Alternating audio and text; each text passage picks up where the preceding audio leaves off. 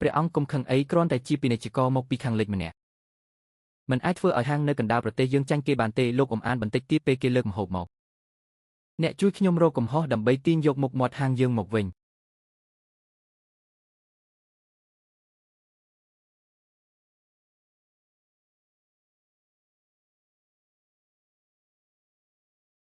កូនប្រុសលោកទុកខ្លះឲ្យខ្ញុំផងភ្ញៀវទាំងពីរពេញចិត្តនឹងរសជាតិអាហារហាងខ្ញុំទេធម្មតាណាស់បើធៀបនឹងអាហារនៅកណ្ដាលប្រទេសយើងនៅតែខ្វះខាតបន្តិចភ្ញៀវទាំងអស់គ្នាបន្តទៅនេះខ្ញុំនឹងណែនាំមុខម្ហូបពិសេសប្រចាំថ្ងៃនេះ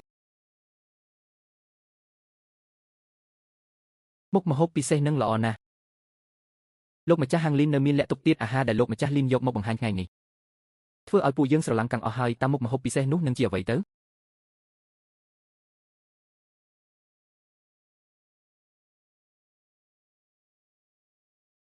នេះជាអ្វីទឹកជ្រលក់ម្ទេស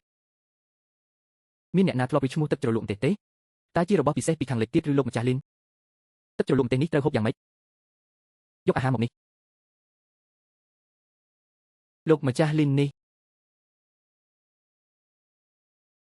សាក់មើលទៅឆ្ងាញ់ណាស់ហាំប៊ឺហ្គឺនេះឆ្ងាញ់ជាងមុន10 ដងទៀតលោកម្ចាស់លីនសូមឲ្យខ្ញុំសាក់ទឹកជ្រលក់ម្ទេសនេះបានទេលោកម្ចាស់លីនលោកកុំឲ្យអាមួយនេះហូបម្នាក់ឯងអីស៊ូចិនអ្នកចែកទឹកជ្រលក់ម្ទេសទៅគ្រប់គ្នាម្នាក់មួយស្លាបព្រាកុំឲ្យគេដណ្ដើមគ្នា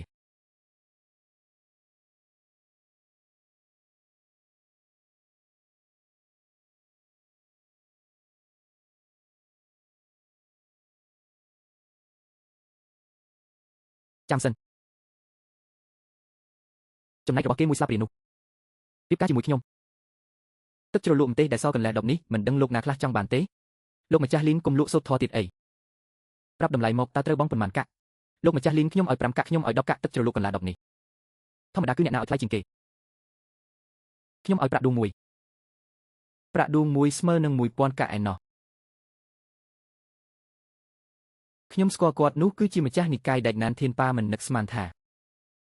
ណានធានប៉ាបង្ហាញខ្លួននៅក្នុងហាងតូចនេះសោះខ្ញុំឲ្យ10ដួងសូម្បីតែប្រធានគណៈបកសុំទៀនឆៅសានគង់ក៏មកដែរមនុស្សល្បីឈ្មោះទាំងពីរនាក់នេះមកដណ្ដើមទឹកជ្រលក់ម្ទេសកន្លះ10របស់លោកម្ចាស់លីនអ្នកដតីទៀតប្រហែលជាអស់ឱកាសហើយ3ដួងតើលោកម្ចាស់រូបនេះជាអ្នកណាទៅលោកទាំងពីរទឹកជ្រលក់កន្លះ10នេះខ្ញុំយកឲ្យបានដូច្នេះទឹកជ្រលក់ម្ទេសពាក់កណ្ដាល10នេះខ្ញុំត្រូវតែយកឲ្យបានចាំខ្ញុំដេញថ្លៃបានហើយខ្ញុំនឹងចែកឲ្យពួកអ្នកខ្លះយ៉ាងម៉េចដែរខ្ញុំឲ្យ30ដំឡឹង40ដំឡឹង50ដំឡឹង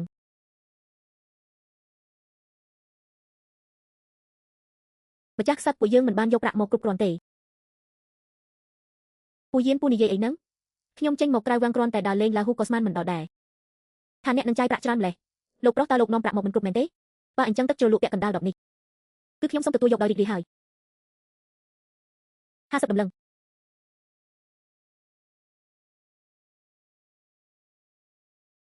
ម្ចាស់ខ្សាត់ខ្ញុំនឹងយករបស់នេះមកបដូរជាមួយអ្នកនេះជាគុជខ្យងសមុទ្រខាងត្បូងគុជខ្យងសមុទ្រខាងត្បូងគម្រោបបានណាស់បើរបស់នេះជារបស់ពិតគ្រាន់តែយកទៅជូតបន្តិចក៏គ្រប់គ្រាន់នឹងទិញផ្សារខាងលិចទាំងមូលដែរលោកប្រុសម្នាក់នេះចង់យកគុជខ្យងសមុទ្រខាងត្បូងមកបដូរយកទឹកជ្រលក់ម្ទេសពាក់កណ្ដាល10របស់លោកម្ចាស់ហាងលីនម្ចាស់ខ្សាត់នោះគ្រាន់តែជាគ្រឿងផ្សំអាហារប៉ុណ្ណោះលោកចាំបាច់ត្រូវប្រើរបស់មានតម្លៃបែបនេះមកបដូរមែនទេលោកប្រុសគុជខ្យងសមុទ្រខាងត្បូងជារបស់កម្រណាស់លើកលែងតែតម្លៃថ្លៃកប់ពុកមនុស្សធម្មតាមិនមានឱកាសបានប៉ះពាល់ឡើយគុជនេះប្រហែលជាមិនមែនរបស់ពិតទេដឹងចង់ដឹងថាពិតឬមិនពិតលោកសាកពិសោធន៍មើលទៅនឹងដឹង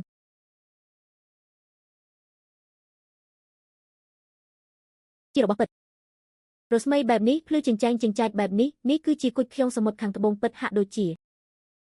ទឹកជ្រលក់ម្ទេសពាក់កណ្ដាល10របស់លោកម្ចាស់ហាងលីនត្រូវបានលោកប្រុសម្នាក់នេះយកទៅបាត់ហើយគុជខ្យងសមុទ្រខាងត្បូងបង្ហាញខ្លួនហើយណានធានប៉ានិងឆៅសានកុងប្រហែលជាមិនអាចដេញថ្លៃលើសនេះបានទៀតទេនោះគឺជាគុជខ្យងសមុទ្រខាងត្បូងជាវត្ថុមានតម្លៃដែលមិនអាចកាត់ថ្លៃបានទោះបីមានប្រាក់ប៉ុន្មានក៏គ្មានប្រយោជន៍ដែរអញ្ចឹងហើយលោកប្រុសកន្លងមកខ្ញុំបានធ្វើឲ្យលោកខឹងសម្បាហើយសូមសួរថាអ្នកជាបុត្ររបស់ត្រកូលណារឿងរបស់លោកប្រុសខ្ញុំកុំសួរច្រើនពេកលោកម្ចាស់ហាងលីនហេតុអ្វីមិនប្រញាប់យកទឹកជ្រលក់ម្ទេសឲ្យលោកប្រុសទៅលោកម្ចាស់ហាងលីនថ្ងៃនេះលោកពិតជាសំណាងខ្លាំងណាស់ទឹកជ្រលក់ម្ទេសមួយដបតែជាអាចដូរបានគុជខ្យងសមុទ្រខាងត្បូងដែលជាវត្ថុដ៏កម្របែបនេះលោកម្ចាស់ហាងលោកនៅរងចាំអ្វីទៀត របស់នេះអាចបដូរជាលុយស្ពាន់បានដែរទេលោកម្ចាស់ហាងលីនលោកខួរក្បាលមិនអីទេនេះគឺជាគុជខ្យងសមុទ្រខាងត្បូងទោះបីយកលុយស្ពាន់ទាំងអស់ក្នុងក្រុមចាងអានមកបុករួមគ្នាក៏ប្រហែលជាមិនអាចបដូរយកគុជខ្យងសមុទ្រខាងត្បូងបានពាក់កណ្ដាលគ្រាប់ផងលោកម្ចាស់ហាងលីនលោកប្រហែលជាមិនដែលឃើញរបស់មានតម្លៃបែបនេះមែនទេក៏គ្រាន់តែជាគុជខ្យងមួយគ្រាប់ផ្ទះខ្ញុំនៅជិតផ្សារបន្លែក៏មានលក់ដែរគ្រាប់100រៀលបានមួយក្រាបធំមានន័យថាបដូរមិនបានទេគុជខ្យងសមុទ្រខាងត្បូងមានតម្លៃកាត់ថ្លៃមិនបានទោះបីលោកយកទៅហាងបញ្ចាំដែលធំជាងគេក្នុងក្រុងក៏ដោយទោះបីហាងនោះលក់ហាងទាំងមូលក៏មិនអាចរកប្រាក់បានគ្រប់គ្រាន់សម្រាប់ទិញគុជនេះដែរលោកម្ចាស់ហាងឆ្លៀតពេលដែលខ្ញុំមិនទាន់បដូរចិត្តប្រញាប់យកទឹកជ្រលក់ម្ទេសនោះមកឲ្យខ្ញុំអ្នកលោកភ្ញៀវលោកចង់ឲ្យ50ដំឡឹងដើម្បីបដូរយកទឹកជ្រលក់ម្ទេសមួយដបនេះមែនទេអ្នកនឹងបដូរជាមួយខ្ញុំមែនទេ50ដំឡឹងបងប្រាក់រួចរាល់ហើយទឹកជ្រលក់ម្ទេសពាក់កណ្ដាលដបនេះជារបស់អ្នកហើយអាក្មេងស្ទាវវែងនេះម្ចាស់ខ្សាត់គុំធ្វើបែបនេះ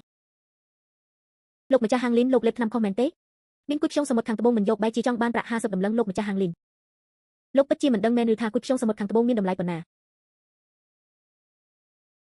លោកម្ចាស់ហាងហេតុអ្វីលោកមិនព្រមយកគុជខ្យងសមុទ្រខាងត្បូងរបស់ខ្ញុំ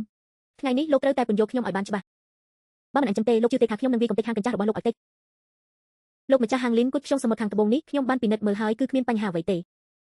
វាគឺជាគុជខ្យងសមុទ្រខាងត្បូងពិតលោកម្ចាស់ហាងលីនលោកគួរគិតឲ្យច្បាស់ប្រាក់រកពេលណាក៏បានប៉ុន្តែគុជខ្យងសមុទ្រខាងត្បូងជាវត្ថុដែលអ្នកណាក៏ចង់បានតើវាមានប្រយោជន៍អ្វីបើខ្ញុំយករបស់នេះត្រឡប់ទៅវិញ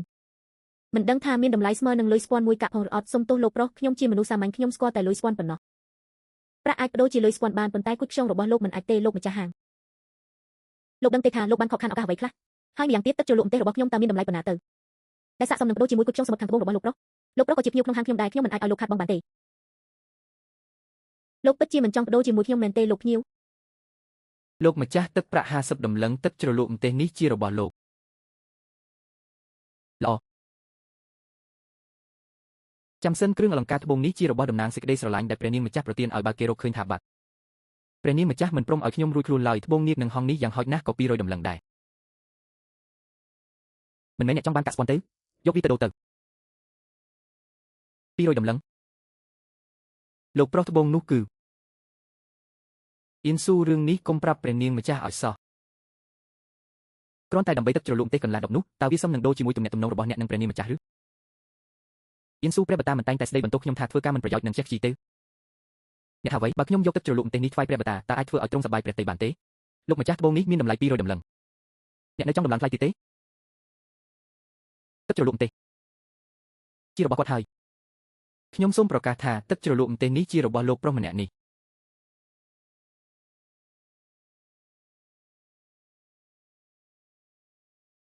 កងរក្សាសណ្ដាប់ធ្នាប់មកបំពេញការងារអ្នកមិនពាក់ព័ន្ធសូមជិះចេញឲ្យឆ្ងាយទទួលបញ្ជាប៉ាគូស៊ីងអឺពួកអ្នកចង់ធ្វើអ្វី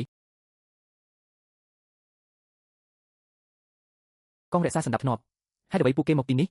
កងរក្សាសណ្ដាប់ធ្នាប់មានតួនាទីចាប់ជនល្មើសជាតិឬមួយថាគឺមកចាប់គ្រូណាននិងប្រធានក្លឹបចោលមែនទេ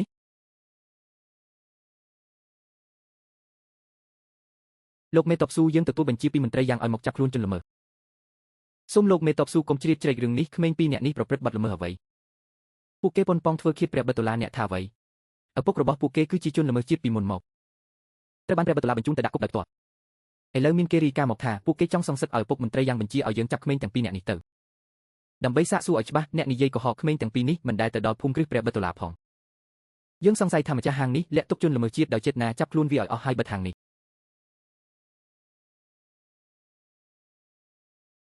ព្រះអង្គនេះចាំមើលសិនបងហ្វឹងតើព្រះបិតុលាឲ្យអ្នកធ្វើមែនទេគាត់ហ៊ានធ្វើបែបនេះដោយចំហតើក្នុងភ្នែកគាត់លែងមានច្បាប់ទម្លាប់ទៀតហើយឬលោកម្ចាស់លិនខ្ញុំមិនយល់ថាអ្នកកំពុងនិយាយអ្វីទេប៉ុន្តែអ្នកហ៊ានបរិហាកេរព្រះបិតុលាជាចំចាប់ខ្លួនវាទៅជាមួយគ្នាដែរបងលិន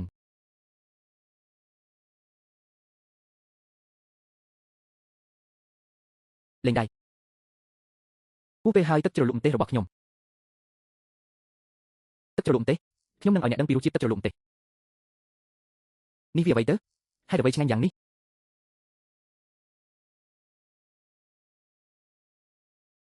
ជប់ទាំងអស់គ្នា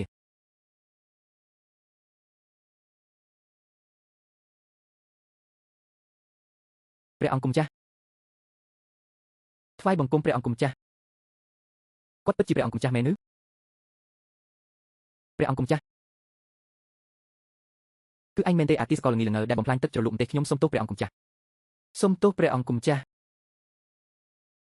់លែងមនុស្សឲ្យខ្ញុំបង្លិនព្រះអង្គគម្ចាស់ពួកគេទាំងពីរជាជនល្មើសជាតិតើកងរក្សាសណ្ដាប់ធ្នាប់អាចគ្រាន់តែស្ដាប់សម្ដីរាយការណ៍ដោយគ្មានភស្តុតាងហើយចាប់ខ្លួនរាជរបស់អាណាចក្រតាយោយើងតាមអំពើចិត្តបានយ៉ាងណាមន្ត្រីយ៉ាងម្នាក់នេះអំណាចធំមែននេះ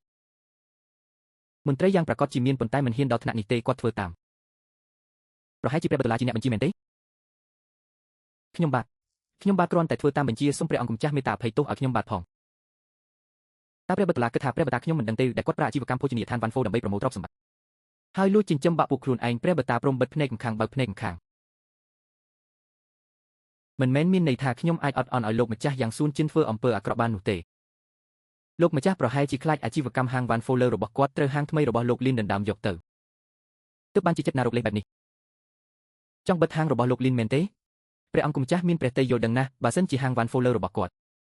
អាចដណ្ដើមអាជីវកម្មលោកលីនបានដោយសមត្ថភាពពិតមែនក៏មិនថាអីតែខ្ញុំផ្ទាល់បានមកភ្លក់ម្ហូបនៅហាងលោកលីនហើយម្ហូបឆ្ងាញ់តម្លៃសមរម្យហើយសុទ្ធតែជាម្ហូបប្លែកដែលប្រទេសយើងមិនមា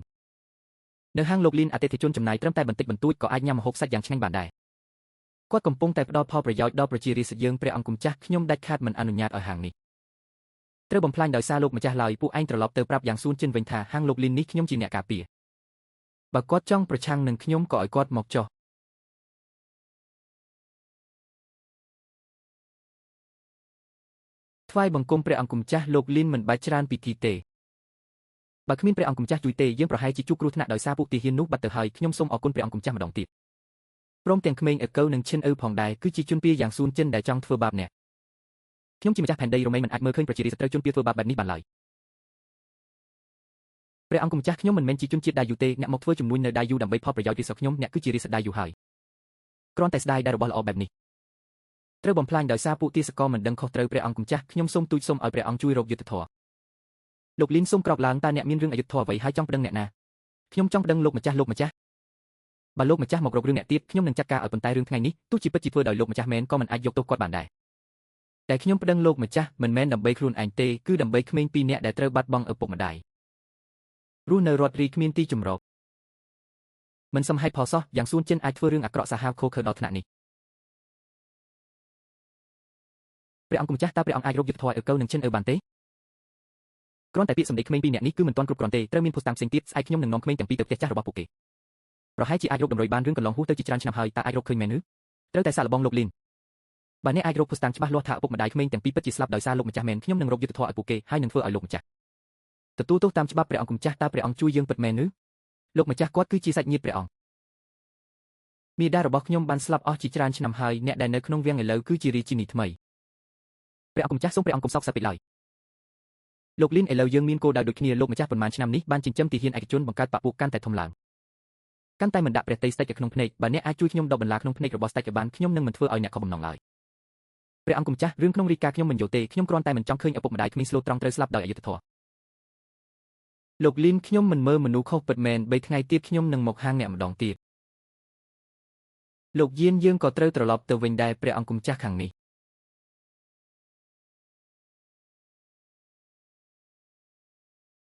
មែនហើយលោកលីនក្នុងពេលដែលទឹកជ្រលក់ម្ទេសអស់ហើយតើអ្នកអាចសងកូនសោនោះមកខ្ញុំវិញបានទេលោកលីនទឹកជ្រលក់ម្ទេសត្រូវបែកអស់ហើយកូនសោនេះសូមលោកលីនសងមកខ្ញុំវិញព្រះអង្គគម្ចាស់កូនសោប្រគល់ឲ្យខ្ញុំទៅចាំពេលព្រះអង្គយាងមកលើកក្រោយខ្ញុំនឹងរៀបចំដបថ្មីមួយថ្វាយពិតមែនឬលោកលីនអ្នកមិនបានសរសើរទេទឹកជ្រលក់ម្ទេសជាវត្ថុដ៏កម្រក្បួន10កែវដែលដាក់នោះក៏មានតម្លៃថ្លៃណាស់លើកក្រោយដែលខ្ញុំមកអ្នកអាចរកដបថ្មីឲ្យខ្ញុំបានពិតមែនឬបើព្រះអង្គចង់បានខ្ញុំត្រឡប់ទៅហាងធំរកឲ្យព្រះអង្គបានតាមចិត្តព្រះអង្គគម្ចាស់ទោះទឹកជ្រលក់ម្ទេសមានតម្លៃកម្រក៏ដោយក៏ខ្ញុំសុខចិត្តរកថ្វាយព្រះអង្គឲ្យបានមួយដបទៀតល្អលោកលីនកូនសោអ្នករក្សាទុកល្អបើអ្នកធ្វើការនេះបានសម្រេចខ្ញុំនឹងមានរង្វាន់ធំដល់អ្នកព្រះអង្គគម្ចាស់មិនក៏ខ្ញុំមានអារម្មណ៍ថាព្រះអង្គត្រូវក្មេងនេះបោកហើយលោកលីនកុំភ្លេចរឿងទឹកជ្រលក់ម្ទេសឲ្យសោះជ្រាបហើយព្រះអង្គគម្ចាស់ព្រះអង្គយាងបាទមាសដុំច្រើនម្លេះហ្វឹងគឺយើងរកលុយបានហើយមិនមែនទេហ្វឹងគឺខ្ញុំភ្លេចទៅថាបងមានលុយច្រើនយូរមកហើយ កស្ពាន់ទាំងនេះយើងបែងចែកគ្នាម្នាក់ពាក់កណ្ដាលទៅមិនបានទេហ្វឹងគឺនេះជាសំណាងរបស់បងខ្ញុំគ្រាន់តែជួយបន្តិចបន្តួចប៉ុណ្ណោះខ្ញុំមិនអាចយកច្រើនពីបងបានទេអាផាងយើងជាបងប្អូននឹងគ្នាព្រោះតែបងចាត់ទុកឯងជាបងប្អូនល្អបំផុតបានជាបងមិនអាចយកប្រៀបឯងបានហ្វឹងគឺខ្ញុំយកពីនេះបានហើយសូមតែឲ្យបងអនុញ្ញាតឲ្យខ្ញុំដើរតាមបងទៅទៀតនោះគឺជាកម្រៃដ៏ធំបំផុតសម្រាប់ខ្ញុំហើយអាផាងខ្ញុំពិតជាមិនខមមិនដែលបានរាប់អានឯងជាមិនហ្វឹងគឺរវាងយើងទាំងពីរចាំបាច់ត្រូវនិយាយពាក្យបែបនេះធ្វើអ្វីប៉ុន្មានថ្ងៃទៀតជាកម្មវិធីជួបជុំមិត្តរួមថ្នាក់ដែលសុងឈៀងរៀបចំឡើងហ្វឹងគឺដល់ពេលនោះបងនៅតែចង់លាក់បាំងមុខមាត់ពិតពីសុងឈៀងនិងជាងយីយ៉ាល់ទៀតឬអាផាងបងចង់ឲ្យខ្ញុំធ្វើបែបណាខ្ញុំចង់ឃើញបងទៅអួតបង្ហាញខ្លួនក្នុងកម្មវិធីនោះដើម្បីទះមុខពួកមនុស្សភ្នែកខ្វាក់ទាំងនោះខ្លាំងអាផាងពេលនេះយើងមានលុយច្រើនជាងមុនហើយជីវិតថ្ងៃមុខនឹងកាន់តែល្អប្រសើរប៉ុន្តែអញត្រូវចាំថាកាន់តែបែបនេះគឺកាន់តែត្រូវនៅឲ្យឆ្ងាយពីមនុស្សដូចជាសុងឈៀងយើងមិនគប់រកមនុស្សអន់បែបនោះទេហ្វឹងគឺកម្មវិធីជួបជុំមិត្តរួមថ្នាក់ចុះបងមិនគិតទៅទេចាំដល់ពេលនោះសិនចុះមែនហើយអាផាងកាក់មាសដុំទាំងពីរនេះអញគិតចង់ដោះស្រាយបែបណា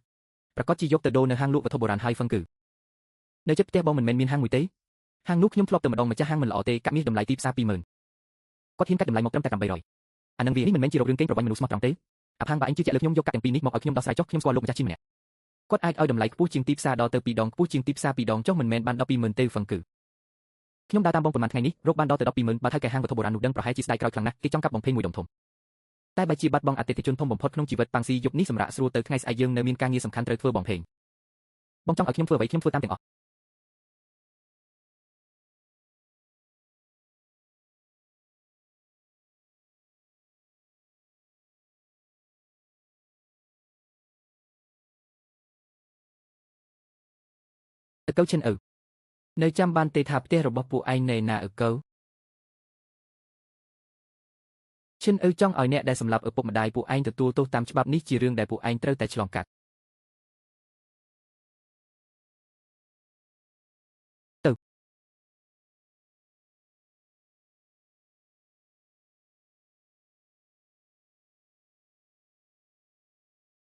ៅអើកៅឈិនយីស្គាល់ក្មេងពីរនាក់នេះទ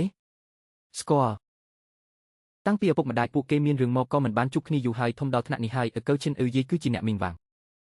ពួកឯងលែងស្គាល់មីងហើយឬក្មេងល្អឲ្យស្ថានសួគ៌ពិតជាគ្មានភ្នែកមែនដែលឲ្យក្មេងល្អបែបនេះជួបគ្រោះថ្នាក់បែបនេះអ្នកមីងថ្ងៃនេះពួកយើងគឺមកសួរពីរឿងឪពុកម្ដាយរបស់ពួកគេអ្នកមីងរឿងការនោះអ្នកដឹងអ្វីខ្លះ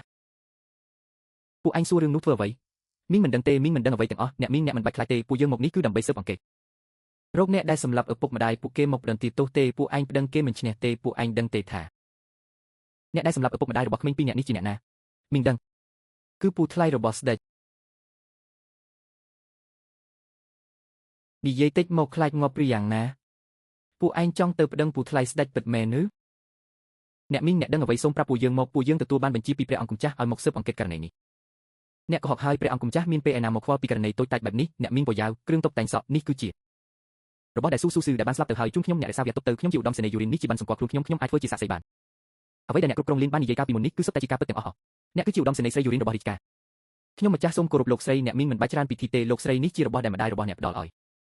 ខ្ញុំម្ចាស់មិនហ៊ានទទួលទេអ្នកមីងរក្សាពយ៉ាវនេះទុកទៅសូមត្រឹមតែអ្នកប្រាប់អ្វីដែលអ្នកដឹងទាំងអស់ដល់ពួកយើងបានហើយនឹកស្មានមិនដល់ថាឧត្តមសេនីយ៍ស៊ូក៏មានរបស់ទុកបែបនេះដែរអ្នកក៏មានរឿងផ្ទាល់ខ្លួនចង់ដឹងដែរឬកុំមកច្រើនរឿងការពីអតីតកាលនោះអីលោកម្ចាស់ខ្ញុំគ្រាន់តែគេនិយាយគ្នាទេបើលោកចង់ដឹងសាកទៅសួរលោកហ៊ូជាងឈើនៅផ្ទះជាប់គ្នានេះទៅយប់ដែលរឿងនោះកើតឡើងលោកហ៊ូនៅផ្ទះគាត់រស់នៅផ្ទះខាងស្ដាំផ្ទះរបស់អើកៅទៅលោកម្ចាស់ក្រណាត់នេះខ្ញុំមិនយកទេក្មេងពីរនាក់នេះ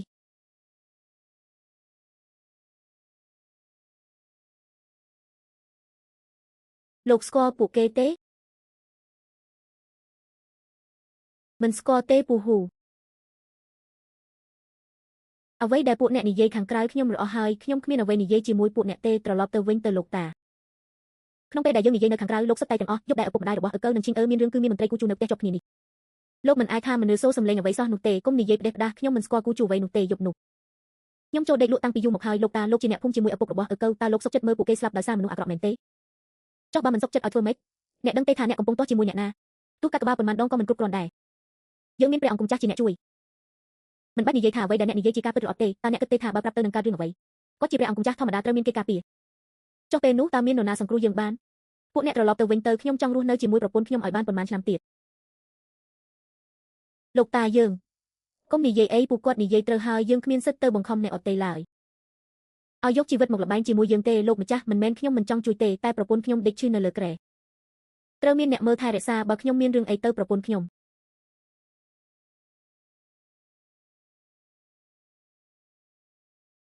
ំ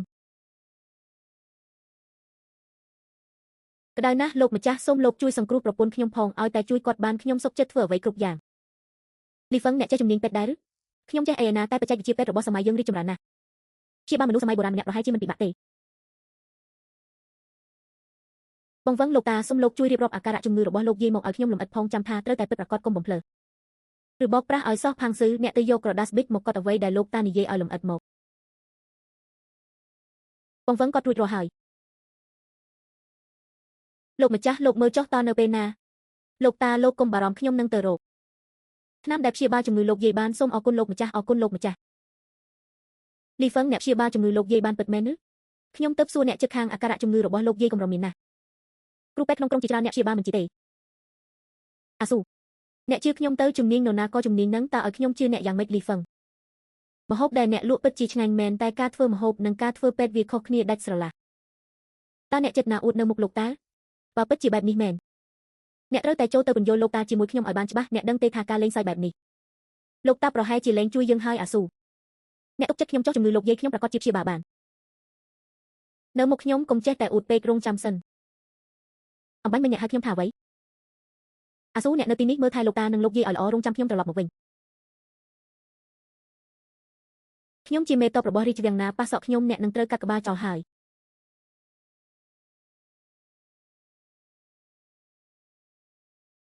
លោកគ្រូពេទ្យនេះជារោគសញ្ញាជំងឺរបស់មនុស្សចាស់នៅផ្ទះខ្ញុំកត់ទុកក្នុងនេះហើយនេះជារោគរលាកទងសួតធម្មតាទេខ្ញុំផ្ដល់ថ្នាំអង់ទីប៊ីយ៉ូទិកពីប្រអប់ញ៉ាំក្រោយបាយម្ដងពីរគ្រាប់មួយថ្ងៃ3ដងយ៉ាងយូរមួយអាទិត្យនឹងជាសះស្បើយបើអាចនាំគាត់មកពិនិត្យដោយផ្ទាល់កាន់តែល្អមិនអីទេលោកគ្រូពេទ្យលោកយាយមិនសូវស្រួលខ្លួនទេ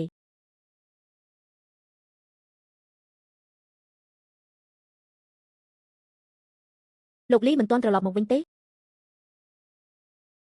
ប្រាប់ឲ្យថាឲ្យគាត់កុំអួតខ្លួនបងមឹងបងប្រុសរបស់អ្នកមិនទាន់ត្រឡប់មកវិញអ្នកមិនព្រួយបារម្ភទេមេតបស៊ូអ្នកកុំបារម្ភអីបងវឹងគាត់ប្រកាសជានាំថ្នាំមកព្យាបាលលោកយាយបានមិនដឹងអ្នកទាំងពីរយ៉ាងម៉េចទេហេតុអ្វីបានជាមានទំនុកចិត្តម្លេះនោះបងវឹងត្រឡប់មកវិញហើយលោកតាលីនវឹងលោកតាថ្នាំដែលលោកតាផ្ដាំខ្ញុំទិញមកឲ្យយាយហើយអរគុណលោកលីនអរគុណលោកលីនលោកលីននេះហើយជាថ្នាំដែលលោកនិយាយមែនទេលីនវឹងថ្នាំនេះលោកតាអាចញ៉ាំបានមែនទេលោកតាជឿខ្ញុំចុះថ្នាំនេះពិតជាព្យាបាលជំងឺយាយបានប្រកបមែននេះលោកម្ចាស់ផ្ទះអញប្រហែលជាត្រូវទៅមុនហើយកុំយំអីយាយកុំនិយាយក្តេកក្តាស់អីយកចុះស្លាប់កែតែងកើតមិនបានក៏ព្យាបាលឲ្យដឹងរឿងទៅ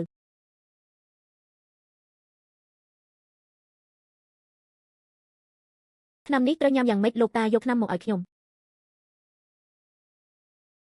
បងវឹងនេះ